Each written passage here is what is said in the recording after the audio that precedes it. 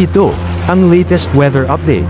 Alamin ang pinakasariwang ulat panahon ngayon dito sa Information TV Educational Channel 2. Satellite images, makikita natin ang patuloy pa ring pag-iral ng southwest monsoon o habagat, partikular na sa kanlurang bahagi ng northern and central Luzon. Bagamat nakikita nga natin na humihina na itong southwest monsoon. Magdadala pa rin ito lalo na ng mas malaking tsansa ng mga thunderstorms sa may kanlurang bahagi ng Luzon, habang ang lalabing bahagi ng bansa ay patuloy na makararanas ng mga pulupulong pag-ulan, pagkilat, pagkulog. Pansinin po ninyo dito sa may northeastern part ng bansa, halos walang masyadong kaulapan.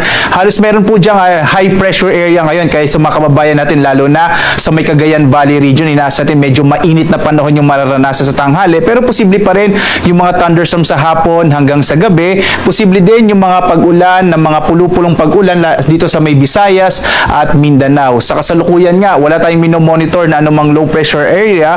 Posible hanggang sa weekend malit yung chance na magkaroon tayo ng bagyo. Dahil dito, inaasahan natin hanggang sa mga susunod na araw, posible po hanggang weekend, mga isolated rain showers and thunderstorms sa hapon hanggang sa gabi. Posible din yung mga early morning rain showers dulot ng habagat. Ang siyang mararanasan sa malaking bahagi ng ating bansa.